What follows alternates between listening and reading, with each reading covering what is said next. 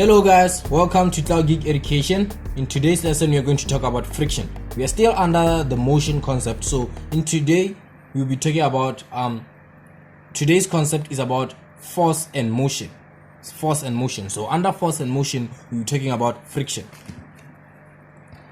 So friction. What is friction? First we can start by explaining force. What is force? Force is a push or pull. Force is a push or pull, right? Now let's talk about friction.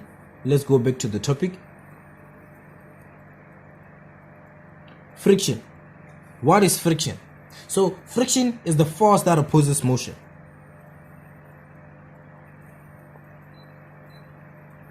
Force that opposes motion. Right? That is what we call friction. What more can we say under friction? We can tell that it happens when two surfaces rub against each other. It happens when two surfaces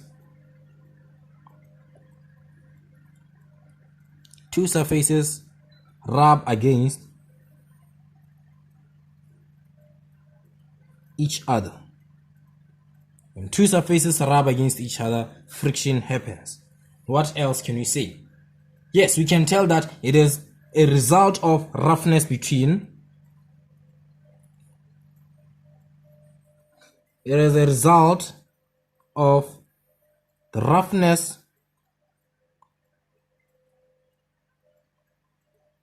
roughness between surfaces. It is a result of roughness between surfaces. Right. So this is what we can say about friction. Now let's talk about its uses. Uses of friction. Use of friction. What is friction used for? When we walk, we need friction to walk. So it is used in walking. Because without friction, walking would be practically impossible. When our foot, this is what happens. Because when our foot presses on the ground, exerting a backward force, the forward frictional force propels us forward. Note that the forward frictional force, it propels us forward while our foot is exerting a backward force in the ground, right? What more can we tell? We can say that when writing, we need friction because holding things will be not possible without friction. Holding things would not be possible without friction. We are able to hold glasses. We are able to write with a pen, like I'm writing with a pen, is because of friction. I'm exerting a force while the pen is exerting a different force. So friction is acting in between my fingers and the pen. Two surfaces. Remember, two surfaces. My hand and the pen. Friction is in between, right? What else can we say about the uses of friction? You can tell that cars brake or move due to friction.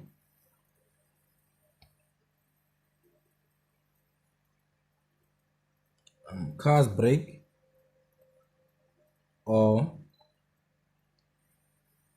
move due to friction, right? The tires exert a backward force on the road and the road exerts a forward frictional force on the tires. I'll draw examples when you talk about the Newton's third law of motion in today's lesson. You'll understand when I say a car exerts a backward force while the road exerts a forward force, because you think it's vice versa. No, but it's not like that, right? So let's talk about limitations. The limitations of friction.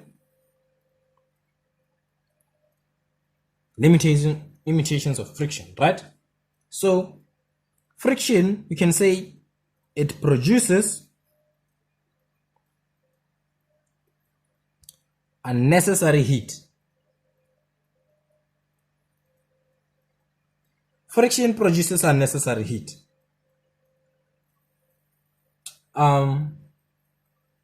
We can tell that it reduces efficiency of engines and other machinery. It reduces efficiency of engines and other machinery. Right? So let's not take time in explaining the limitations. Now let's talk about ways of reducing friction. I want us to conclude friction so that we can talk about the Newton's laws of motion. Ways of reducing friction. Right? How can we reduce friction? Remember, friction is caused as a result of roughness between surfaces. Now, what can we do so that we can reduce this roughness between surfaces? What can we do? We can use lubricants between surfaces. We can use lubricants between rough surfaces. You just apply lubricant between two rough surfaces, friction will be reduced. What else can we say? Can tell that we can say that we can use rollers. We can use rollers.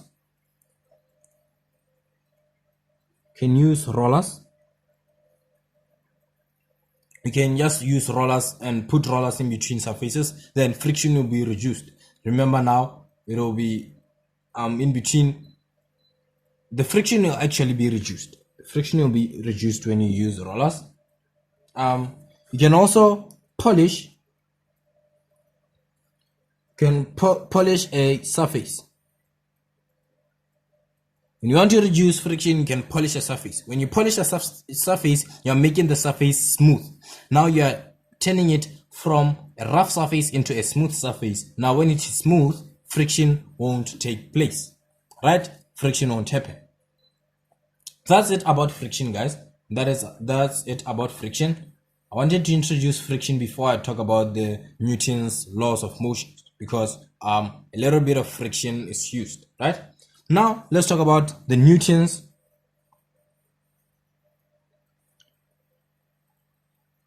laws of motion. Newton's law of motion. So there are three laws of motion, the three laws of Newton. Isaac Newton put forth three laws of motion. It was called the scientist was called Isaac Newton. So there are three laws of motion. So let's talk about the first Newton's law of motion.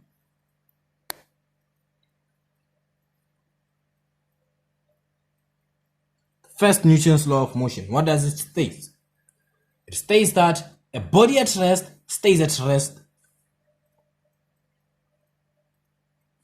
A body at rest stays at rest,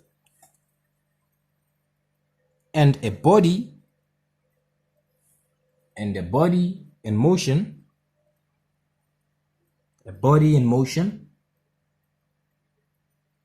continues to move at a constant velocity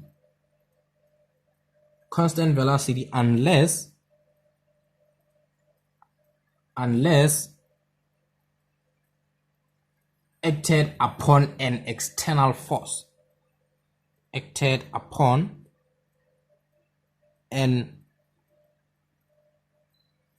external force.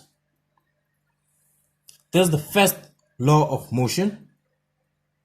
First Newton's law of motion. A body at rest stays at rest, and a body in motion continues to move at a constant velocity unless acted upon an external force. Right? unless you have a third party. That's what we can say about the first law of motion. We can tell that the first law is also referred to as the law of inertia. It's referred to the law of inertia. What is inertia? Inertia is a tendency of a body to continue moving in a straight line at a constant speed. That is inertia. So we can call it the first law. We can call it or refer as the law of inertia. Let me explain inertia. What is inertia? Inertia. Inertia is a tendency of a body to continue moving in a straight line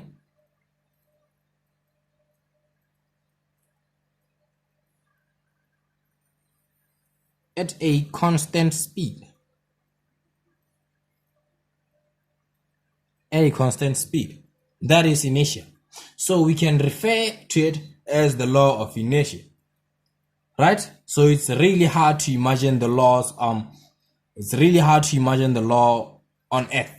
But if there are no external forces acting on a body in motion, the body maintains a constant velocity. That is what you have to understand. If there are no external forces acting on a body in motion, the body maintains a constant velocity, right? Now let's talk about the second law of motion. Newton's second law of motion. What does it state? It states that the rate of change of momentum, the rate of change of momentum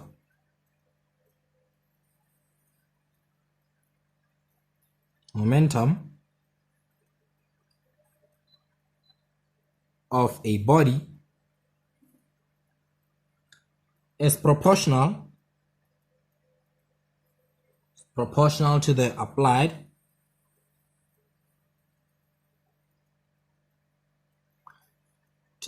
force and takes place in the direction of the force. In the direction of the force. So guys, these laws of motion, you are not given them in an examination. You have to know them by head, right? You have to know them, because a question can just come and say, state the Newton's third law of motion, state the second law of motion. Anything can just happen during an examination. So you have to know this by head. But the only way you have to put them in head is whereby you understand them. You just understand what they mean. After you understand what they mean, that is the only way, because when you understand them, you are going to now form, for example, the first law of motion. If you understand the first law of motion, you are not necessarily forced to write it the exact way I've just written it. You're just going to write what you understand and just make sure that what you understand about it is correct, because this is the way I understand them. I wrote them this way because this is the way I understand them. But when you check on different books, you'll find that they are not written this way. But my definition and the book's definition are we just mean one thing. So the best way is for you to understand them. Now let's talk about the second law of motion. The rate of change of momentum of a body is proportional to the applied force and takes place in the direction of the force. Right? So if a force acts on a body of constant mass, then the force is equal to change in momentum per unit time. That is what we are saying here, right? If force acts on a body of constant mass, we have a body of constant mass, then force acts on it. Then the force is equal to the change in momentum per unit time. Okay, so we can just if we write this the Newton's second law of motion mathematically, it will be force is equals to mass times acceleration. Force is equals to mass times acceleration. The rate of change of momentum of a body is proportional to the applied force, and it takes place in the direction of the force. So we represent it mathematically this way. I hope you understand it. I hope you understand it. Now, I don't know if I should give you an example on this, but let me give you an example. Let's have an example. Let's have an example. Let's draw a body. Right.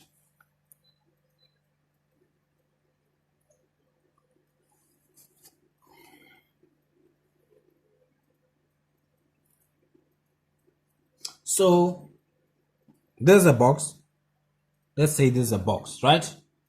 So the force acting forward is 6 newtons and the frictional force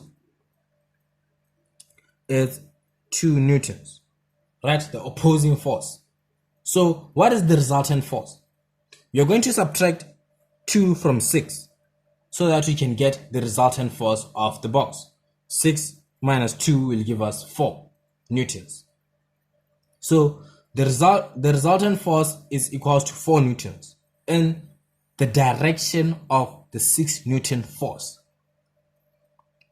Okay, so the net force on the box is 4 newtons and the box accelerates in the direction of 6 newtons. I want you to understand that it accelerates in the direction of 6 newtons, right? But the net force on the box is 4 newtons. Okay, so that's that. Now let's talk about the Newton's third law of motion. Third law of motion.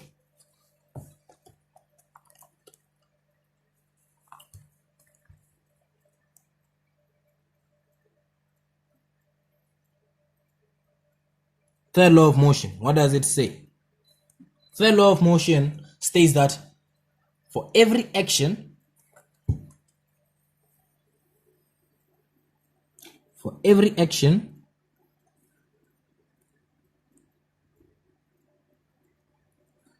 there is an equal but opposite reaction.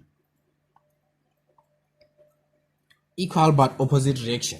So this one now will refer on that one of friction, where I said I will explain it, right? Where I said a car exerts backward force while the road exerts forward force. So there's the third law of motion. For every action, there is an equal but opposite reaction. What do we mean? For example, if object A exerts a force on object B, object B exerts an equal but opposite force on A. Okay, we have a pen, for example, right? We have a pen.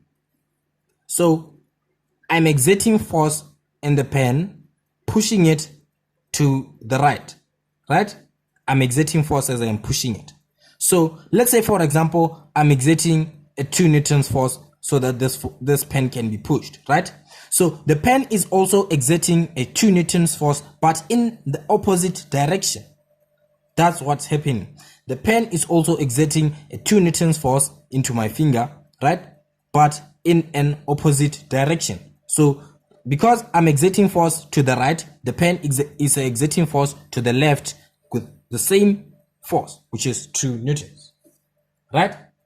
So notice that the forces are exerted on different objects. They are exerted on different objects, right? I'm exerting force in a pen. The pen is exerting force into my finger, right? The third law can be used to explain how we are able to walk as human beings. They can also be used is the one, like I said, the car, right? For example, let's say I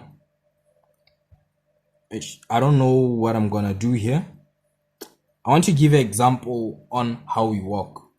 Okay, I want to give example on how we walk. let's say for example, I'll just draw something like this, and I'll draw something like this. Okay, let's say this is someone's leg, right? What happens when it's then this line is the ground, right? It's the ground. So when this feet steps, I could have drawn it much closer. Could have drawn it much closer.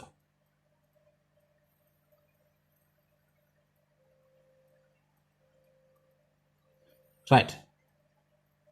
So this is the ground and this is the feet, right? So if you are stepping in the ground, what are you doing? You are exerting backward force.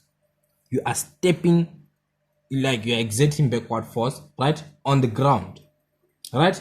Then what is the ground doing? For you to keep on moving, the ground will have to exert forward force. Forward force will be exerted by the ground, right? So what we are showing here is just that, right? So that's the third law of motion. That's the third law of motion. Okay, now let's move on to, I want us to talk about, we are done with the Newton's laws of motion. First law, second law, and the third law. So what you can do is just to understand these laws, read as much books as you can, and try to draw your own conclusion. So let's talk about centripetal force.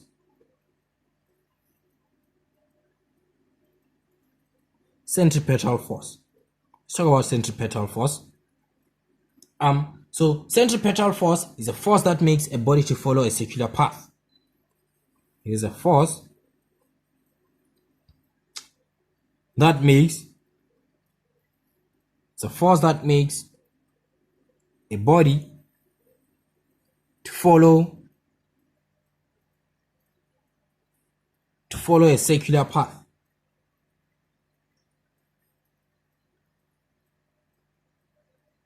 That is what you call centripetal force, right? So this force, what can we say about it? We can tell that the force always acts, this force, it always acts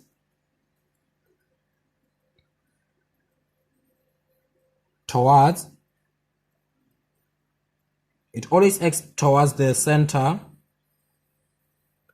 It always acts towards the center of curvature. Center of curvature of the circular path. The center of curvature. It acts towards the center of curvature of the circular path. What is curvature? Let me just tell you what curvature is so that you can understand a lot of things here. Curvature. What is curvature? Curvature is how much a curve bends. It's how much a curve bends. That's what you can say. But I like explaining it this way. I like to say it is how much, because this one describe it fully. It's how much a curve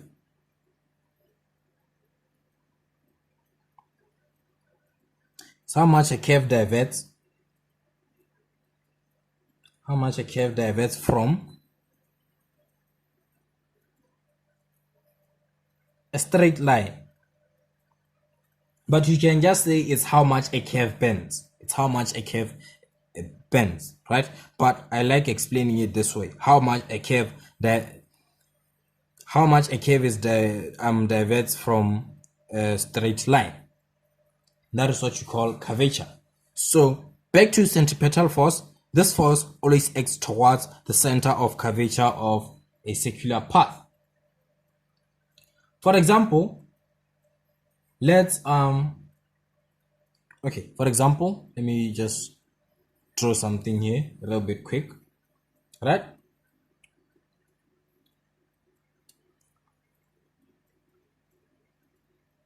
let's draw a curve. So this is a curve right here, right? And this is body A, this is body B, and this is body C. This is body C, right? And this is a curve. So how much, okay, fine. Now let's name this body A, this body B, and this body C. So what happens here? If it wasn't for center of curvature, if it wasn't for centripetal force, body A could have moved this direction. If it wasn't for centripetal force, this force B could have moved this direction. If it wasn't for centripetal force, object C would have moved this way, right, in a straight line. It would have moved in a straight line. This object could have moved in a straight line, but because of centripetal force, right, centripetal force obviously it's acting somewhere here. It is pulling them towards it, right? We are just demonstrating a body along a circular path, right? It's just bodies along circular path in different positions. So that is what centripetal force is acting. It's acting, so it's pushing them. It's pushing them towards this direction. So that's it about centripetal force. You can also refer this to as inertia. Remember what inertia is: a tendency of a body to continue moving in a straight line. So object B, if has inertia, right, but because of centripetal force, it's not moving in a straight line, right, but it is curving because of centripetal force. The force is acting towards the center of curvature. Okay, we can have a lot of examples. We can have a lot of examples talking about centripetal force. What can we say? We can say that, okay, in case of a car moving along a circle, right, the centripetal force is provided by the sideways friction from the tires. Yes, from objects like tires, right, the sideways friction from the tires.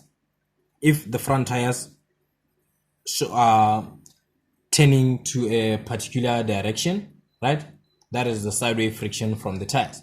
So this friction acts towards the center of the circle.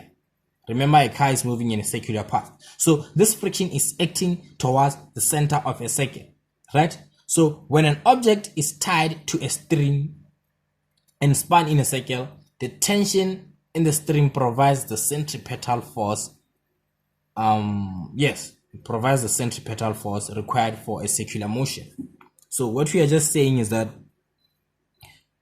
there's a circle, centripetal force is acting in between. It is we can just say more of like a magnet. It is pushing objects moving here to the center.